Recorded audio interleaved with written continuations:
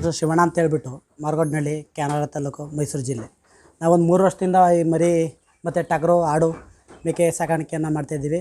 ಮೊದಲಿಗೆ ನಾವು auto driver ಆಗಿದ್ದು, ಆಟೋ ಓಡಿಸ್ಕೊಂಡಿದ್ದು. ಬರೀ ಆಟೋದಲ್ಲಿ ಏನೂ ಮಾಡೋಕ್ಕಾಗಲ್ಲ, ಒಂದೇ ನೆಚ್ಕೊಂಡು ಅಂತ ಹೇಳ್ಬಿಟ್ಟು ಇದನ್ನು ಸಣ್ಣದಾಗಿ ಒಂದು 2-3 ಸಣ್ಣದಾಗಿ ಮೇಯ್ಸ್ಕೊಂಡು ಬರ್ತಾಯಿದ್ದು. ಆಗ ಒಂದೊಂದರಲ್ಲಿ ಎರಡರಲ್ಲೇ ಒಂದು 10,000 15,000 ಲಾಭ ಸಿಗ್ಬೇಕಾದ್ರೆ ನಾವೇನು ಮಾಡಿದೋ, ಒಂದು ಅತಿ ಹೆಚ್ಚಾಗಿ ಮಾಡಿದ್ರೆ ಇದನ್ನೇ ಒಂದು ಬಂಡವಾಳ ಒಂದು ಉದ್ಯೋಗ ಆಗಿ ಮಾಡ್ಕೋಬೋದಲ್ಲ ಅಂತ ಹೇಳ್ಬಿಟ್ಟು ನಾವು ಇದನ್ನು ಒಂದು ಹೋದ ವರ್ಷ ಒಂದು 30 ಮರಿ 25 ಮರಿ ಸಾಕಿದ್ದು. ಒಂದು 25 ಮರಿಲಿ ಈಗ ಒಂದು 3-3.25 ಲಕ್ಷಕ್ಕೆ ಒಂದು 20-22 ಮರಿ ಕೊಟ್ಟು ನಾವೊಂದು 2 ಮರಿ ಮಡಿಕೊಂಡು. ಹಾಗಾಗಿ ಇದು ವಾತುಗಳು ಬೇಡ, ಈ ಸತಿ ವಾತುಗಳಿಗಿಂತ ನಮಗೆ ಮೇಕೆಗಳೇ ಜಾಸ್ತಿ.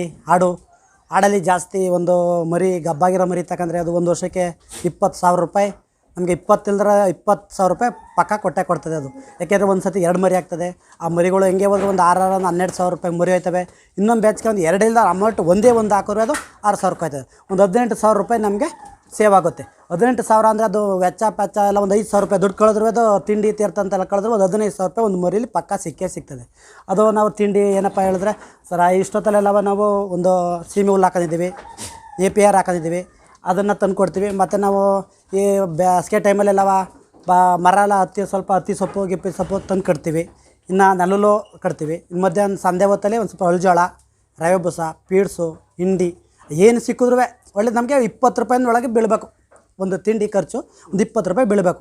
ಯಾಕೆಂದ್ರೆ ನಾವು ತಿಂಡಿ ದುಡ್ಡು ಜಾಸ್ತಿ ಆದಾಗ ನಾವು ದುಡ್ಡು ಜಾಸ್ತಿ ಖರ್ಚು ಓಡ್ತಾ ಇರ್ತದೆ. ನಮ್ಗೆ 20 ರೂಪಾಯಿ ದುಡ್ಡು ಬಿದ್ದಾಗ ಅದನ್ನು ಮರಿ ನಾವು ಅದನ್ನು ದುಡ್ಡಾಗಿ ಕಾಣ್ಬೋದು. ಯಾಕೆಂದ್ರೆ ತಿಂಡಿನೇ ಜಾಸ್ತಿ ತಿನ್ಕೊಂಡೋಗ್ಬಿಡುತ್ತೆ.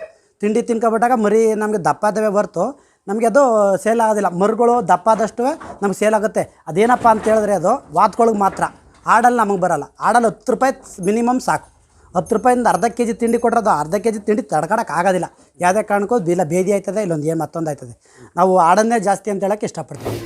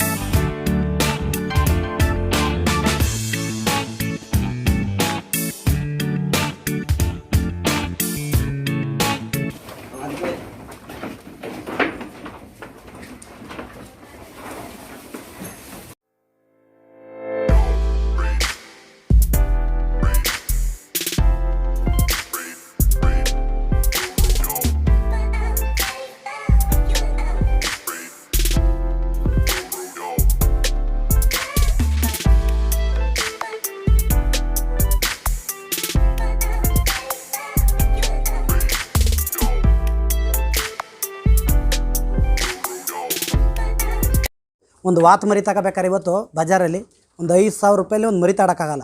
ಚಿಕ್ಕ ಮರಿ ತಗೋತೀನಿ ಒಂದು 5,000 ರೂಪಾಯಿ ಮರಿ ಬೇಕು. ಒಂದು ವರ್ಷಕ್ಕೆ ಮೇಯಿಸ್ತೀನಿ ಅಂದರೆ ಒಂದು 12,000 ರಿಂದ 13,000 ರೂಪಾಯಿ ಮರಿ ಹೋಯ್ತದೆ. ಅದು 13,000 ರೂಪಾಯಿ ಮರಿ ಹೋಗ್ಬೇಕಾದ್ರೆ ಅದನ್ನು ಹೆಚ್ಚು ಕಮ್ಮಿ ನಾವು 3,000 ರಿಂದ 4,000 ರೂಪಾಯಿ ಖರ್ಚೇ ಬೀಳುತ್ತೆ. 3,000 ರೂಪಾಯಿ ತಿಂಡಿನೇ ಬೇಕಾಗುತ್ತೆ. ಯಾಕೆಂದರೆ ಸ್ಟಾರ್ಟಿಂಗು ಯಾವ 1/4 ಕೆ ಜಿ ಬೇಕಾಯ್ತದೆ, ಆಮೇಲೆ ಹೋಯ್ತಾ ಒಂದು ಅರ್ಧ ಕೆ ಜಿ ಬೇಕಾಗುತ್ತೆ.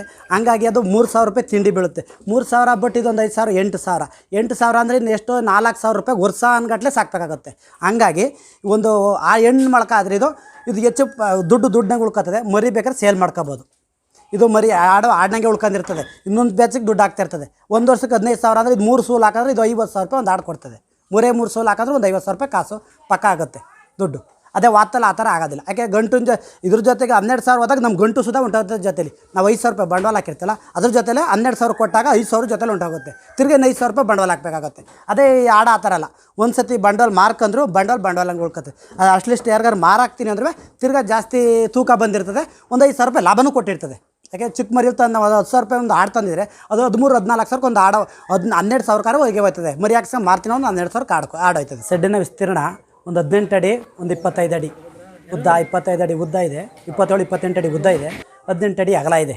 ಇದು ಇದರಲ್ಲಿ ಒಂದು ಹೆಚ್ಚು ಕಮ್ಮಿ ಒಂದು 30 ರಿಂದ 40 50 ಸಾಕ್ಬೋದು.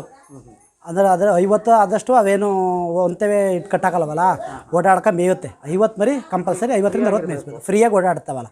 ಮತ್ತು ಸೈಡ್ ಕಂಬಗಳು ಇದೆಯಲ್ಲ, ಎಷ್ಟು ಅಡಿ ಇದೆ ಸೈಡ್ ಕಂಬ? ಸೈಡ್ ಕಂಬ ಇದು ಒಂದು 12 ಅಡಿ ಇದೆ ಇದು. ಬಟ್ ಕೆಳಕ್ಕೆ ಒಂದು 2 ಅಡಿ ಉಂಡಿದ್ದೀವಿ. ಕೆಳಕ್ಕೆ ಒಂದು ಮ್ಯಾಕೆ ಒಂದು 10 ಅಡಿ ಇದೆ. 10 ಅಡಿಲಿ ಒಂದು 3.5 ಅಡಿ ಇಲ್ಲಿ ಕೆಳಗಡೆ ಗುಡಿಸಿ ಕ್ಲೀನ್ ಮಾಡೋದಕ್ಕೆ ಇದು ಬಿಟ್ಕೊಂಡು ಇನ್ನು 7 ಅಡಿ ಮೇಲಕ್ಕಿದೆ. ಗಾಳಿ ಬೆಳಕು ಚೆನ್ನಾಗಿ ಬರಲಿ ಅಂತ ಅದು ಚೆನ್ನಾಗಿ ಬರಲಿ ಅಂತ 7 ಅಡಿಗೆ ಹಾಕೊಂಡಿದ್ದೀವಿ. ಅದನ್ನು ವೆಂಟಿಲೇಷನ್ ಬಿಟ್ಟಿದ್ದೀರಾ? ಬಿಟ್ಟಿದ್ದೀವಿ ನಾವು. ಮತ್ತು ಇಕ್ಕೆ ಎಲ್ಲ ಯಾವ ಟೈಮಲ್ಲಿ ತೆಗಿತೀರಾ? ಅದನ್ನು ಒಂದು ವಾರಕ್ಕೊಂದ್ಸತಿ ತೆಗಿತೀವಿ. ಒಂದು 7-8 ಪೀಡ್ಸಿನ ಚೀಲ ಆಗುತ್ತೆ. ಅದನ್ನು ತಗೋಬಿಟ್ಟು ನಾವು ಹೆಂಗೆ ಹುಲ್ ತರಕ್ಕೆ ಹೋಗ್ಬೇಕಲ್ಲ, ಅದನ್ನು ಗದ್ದೆಗೆ ಹಾಕ್ಬಿಟ್ಟು ಅದನ್ನು ಮತ್ತೆ ಹುಲ್ ಕುಯ್ಕೊಂಡು ನಾವು ಬರ್ತೀವಿ. ಓಕೆ, ಅದನ್ನು ಮಾರಾಟ ಮಾಡಲ್ಲ. ಹಂಗಾಗಿ ದಸಿನ ಗೊಬ್ಬರ ಮಾತ್ರ ನಾವು ಮಾರಾಟ ಮಾಡಿಬಿಡ್ತೀವಿ. ಟೋಟಲ್ ನಿಮ್ಮ ಫಾರ್ಮಲ್ಲಿ ಎಷ್ಟು ಮೇಕೆಗಳಿದೆ? ನಮ್ಮ ಒಂದು 30-35 ಮರಿ ಈಗಾವೆ. ಇನ್ನೊಂದು 15-20 ಮರಿ ಬಿಡ್ಬೋದು. ಒಂದು ವರ್ಷದಲ್ಲಿ ಎಷ್ಟು ಲಾಭ ಸಿಗ್ತಾ ಇದೆ ನಮ್ಗೆ? ಒಂದು ವರ್ಷಕ್ಕೆ ಹೆಂಗೆ ಹೋದ್ರೆ ಒಂದು 2-3 ಲಕ್ಷ ರೂಪಾಯಿ ಲಾಭ ಸಿಗುತ್ತೆ ನಮಗೆ.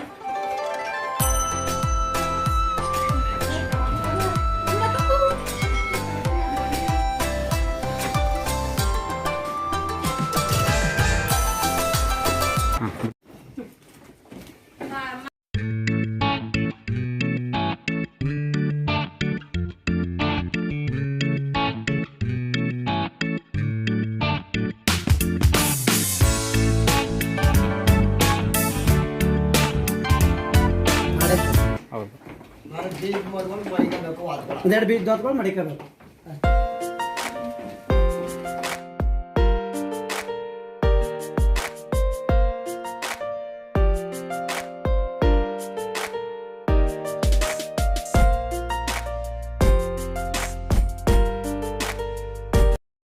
ಶೆಡ್ಡು ನಿರ್ಮಾಣ ಮಾಡಬೇಕು ಅಂತ ಬಂದೆ. ನಾನು ಸುಮಾರು ಕಡೆ ಎಲ್ಲ ನೋಡಿದೆ. ಒಂದು ಇಲ್ಲಿ ಜಡ್ಲು ಅಂತ ಹೇಳ್ಬಿಟ್ಟು ಅಲ್ಲೊಂದು ಶೆಡ್ ನೋಡಿದ್ದೆ.